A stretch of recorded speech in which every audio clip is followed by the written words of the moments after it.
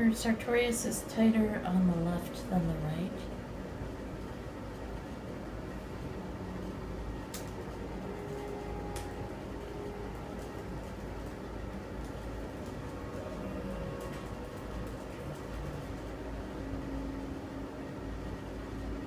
Her posture today was very good.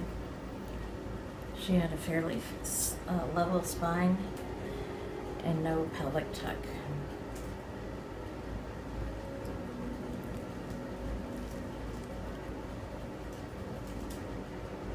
Good girl.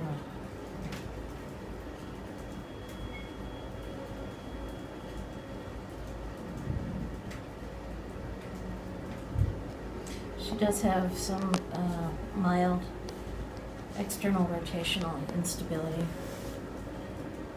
with the left femur.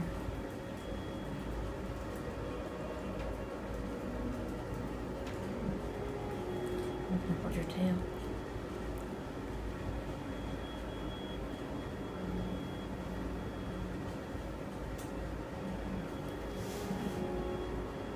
I'm gonna lift you up.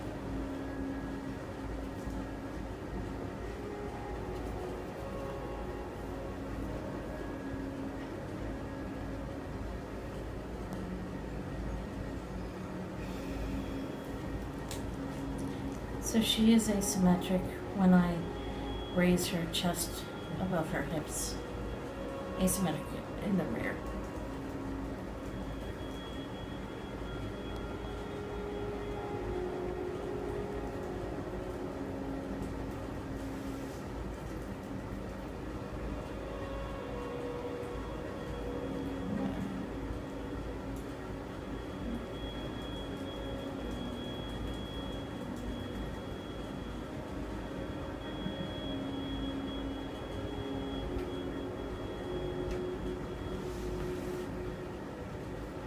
So she did have a trigger point in her right iliopsoas insertion.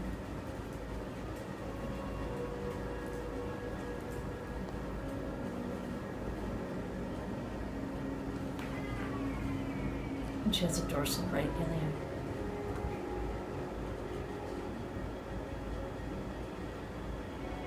When you're calling out all of these codes, the question that one of the owners, if you will, had is, well, she would be asking you every time, what does that mean? What does that mean? What does that mean? And I'm trying to just leave it be. So I don't know if it's comparison notes, if it's all written out. It is. It goes into her notes, and what it does is it describes all of her body positions, all of the ways that the different joints or muscles are functioning, and so I assume that everything that I don't call out was normal. So I could say the right side is positioned dorsally, the left is normal and has no excessive muscle tone. But essentially what I'm doing is I'm looking for a pattern.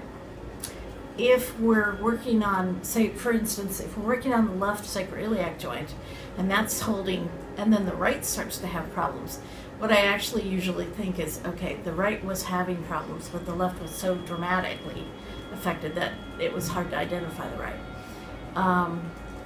But if she's continually coming in with the same pattern, then it's a question of, well, is it strengthening? Is this improving? Does it take less work to get it to go into the normal position? Because all of these things that are abnormal, we are resolving at that time. And then when I think about, okay, now what exercises do we want to do? How can we build on what we've done or address the persistent problems that we've had? It's based on that pattern recognition. So most of the time when we have a particular type of injury, we're going to have a particular pattern of compensations. They shift weight to the opposite front, they have difficulty rotating the thigh properly, and then we're also looking at what is their overall muscle tone on one side versus the other. And in her case, we're seeing that posture improve every time. It's that much better, which is good because that means that we can focus on the pelvis, which is what we really think is her primary problem. But if I saw a healthy dog, there'd probably be at least 4 to 5 abnormalities, just because of who they are. Right. Do you want to get that cookie? No.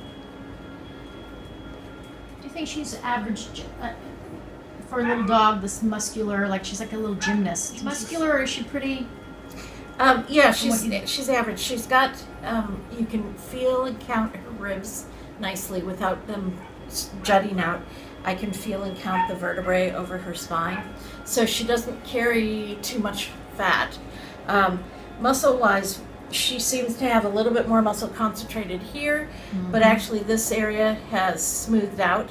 So now she's activating her lumbar spine the way she's supposed to. And she's actually showing some better muscle definition in the back end. She could flesh out a little bit more, but I think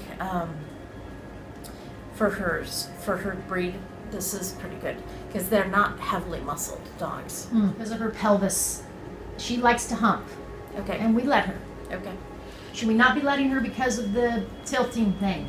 It's not like she's obsessive, but I would say, like any average healthy breathing being, she likes to get a little bit busy every day. Yeah. If she were maintaining that pelvic tuck, then I would say let's try and avoid it. But she's actually doing well in spite of that activity, so I'm going to say it probably isn't a problem for her, unless she's out of alignment. Okay. The other part of that question is because we're playing less tug, she seems to be a little bit more aroused in that area. Okay. It just could be the energy she has because she's so active. So She doesn't never hump me. I don't know why. I'm attractive. you're not submissive. You are the dominant one. So what I would have you do is let's go ahead and add in tug, but you want to tug down. Keep her level front, to- yeah. back up, front low. Right. That's what I did with my dog when she blew out her knees. So yeah. Yep, that's what we want. Okay. All right. Do it. I can't save you. Ready for her to come back down? Yep. Okay. That was a nice visit. There you go. Thank you. Can you sit? Yahzi, sit. Sit. Thank you. Okay, now I'm going to pick your paws up. Good. Good. There you go. Nice. Nice.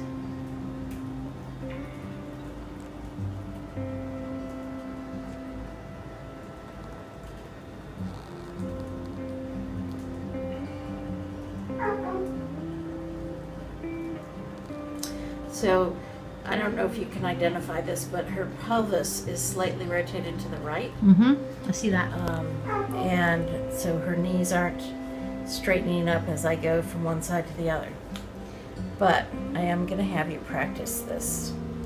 So what I did was I raised her up, and I'm actually holding both of her front legs, holding them up near her chest. And then I'm having her rotate. So what I want is that she can rotate towards each of her knees and keep her feet in place. And the other thing I'm seeing is that as she's getting tired, her back slumps a little, and this side of her rib cage is just a little bit more prominent. So now I'm just going to hold her. So what I'd recommend you do is first just lift her up and hold her for about 5 seconds. Let her get her muscles balanced. And then I'm going to have you start to rotate to one side and the other. And we want to go slow because I'm asking her back to rotate with me. And what this does is it helps turn on and balance the muscles on the inside of her thighs, as well as the muscles along her hips. So she has to work on keeping her rump attached to the ground as we start to rotate. We don't want to rotate all the way over to in the direction of that knee. We just want to rotate towards that. So looking from behind, her ribs did not move to the point where they blocked my vision of the knee. So I could monitor that. And in her case, I rotated until she seemed to get a little bit off balance. if she goes up into the position and she's off balance to start with, then I would actually not do that exercise right now. I'd do the spinal activation. Okay. Try and get her to elongate. If she's really almost resistant to it. Right. But she was okay then. Yeah, she seemed to be yeah. pretty comfortable.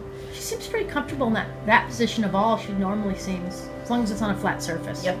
And that's the other key. We want good traction. Mm-hmm. As we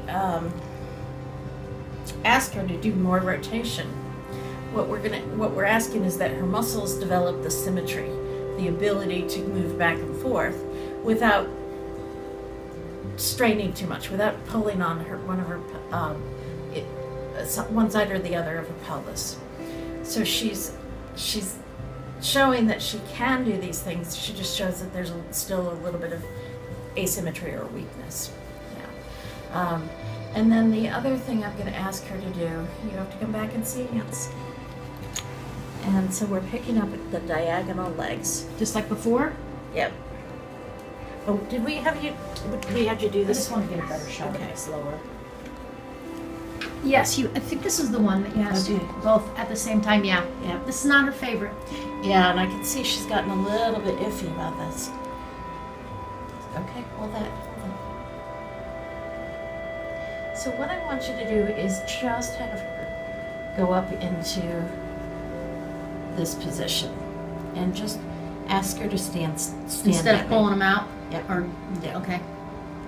A So little easier. yeah, what I'm seeing is that although she could do it the first day, she's actually been overusing the certain muscles. Mm-hmm.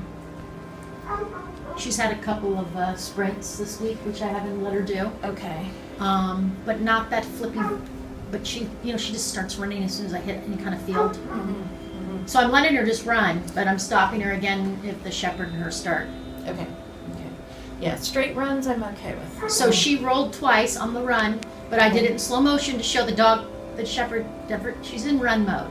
It's as if she's anticipating it. She'll roll herself. Okay. So I'm just letting you know that so you know what she did. She did that maybe 3 times this last week since we've seen you, where I let her run and I just watched it and I watched for the shepherd not to do gets her really revved up. Mm-hmm. But I did notice on twice, on wide turns, not that tight turn, that she sensed maybe the shepherd getting close and she literally rolled herself. Okay. Because what she'll do, I've noticed in past, is she'll go upside down like this to almost stop the play. Like she's learned that because the shepherd stops. The shepherd's that's not the rough with her at all. thing. Yeah. But it's almost like she's learned that stops the movement from the chase game. Anyway, so those are the only 3, twice she rolled herself, yeah. So I don't know if that's if that's from that. It was a very perfect, almost a stuntman roll. Yeah. I do wonder if she Right says next to to me me. they sit and they're really nervous. Okay, I didn't notice so, that. All right. Yeah, it's nice to see her. Look at how calm you've become, yes. Okay, can you come see me? All done.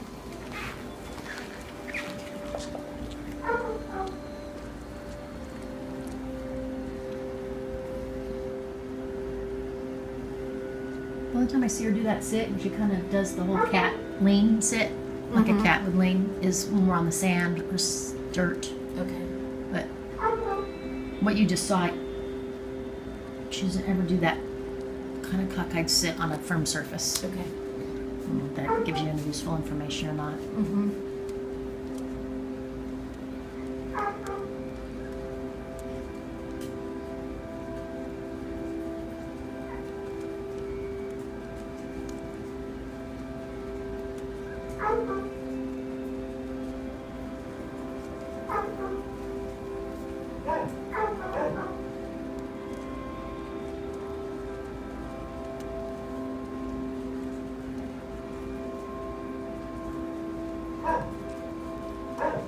Do you ever get so attached to any of the clients' dogs that when they pass you emotionally, do you do that? Yeah. Do you actually sometimes cry for them? I don't know how you could do that. Part of it is, you get to see their joys and you get to know them, and so you realize that they aren't enjoying life as much as they used to. Right. And you can see that. Whereas, if I saw them every 6 months, it might be a matter of, oh my God, what happened? Right. But we can feel, we can know that it's time to let them go. Mhm.